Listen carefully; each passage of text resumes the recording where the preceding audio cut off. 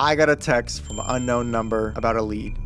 I wish I didn't take it. This lead seemed too good to be true. We did our due diligence and we ran our numbers. We were gonna make a great return, so we followed up. And I wish we just took a step back. This house had everything. When we walked in the home, there was tenants who didn't pay for 7 years, illegal activity like prostitution, drugs, illegal scrapping, and different kinds of building codes that are just nasty things everything that you could ever think of was wrong with the house was there.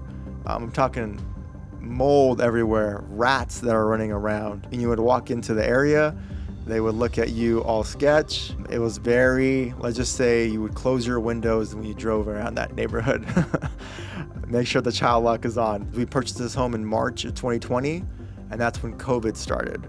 So COVID laws changed, where basically you were not allowed to evict anybody for not paying any rent. It was a crazy time at that time. So of course we weren't able to take the legal pursuit. We had to wait until the courts opened back up.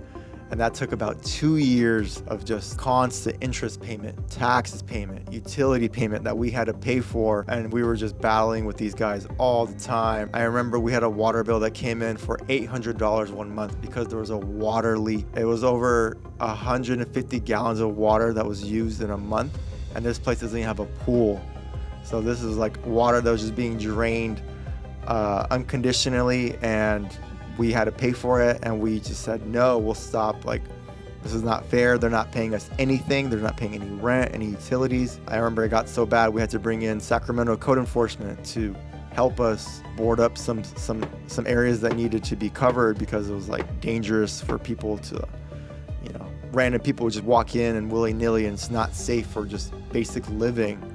And they denied the code enforcement and saying that they would remodel it themselves after we tried many times to do the work ourselves and just get inspection reports and see what's going out there. But they were not working with us. A van pulls up right next to Serge and Paul with a machine gun. All we wanted to do was to give them their eviction notice. And when they told us the story, we couldn't believe it. We were so happy they were safe, and that it was just intimidation act. But those guys are always ready for any kind of crazy jobs that we might come across, and we're just so happy they came back safe. Thankfully, after COVID restrictions were lifted, we were able to evict them out without getting shot, thank God. But the house actually turned out to be really good. The value of that area increased somehow magically. After 2.5 years of holding costs, we were actually able to start construction.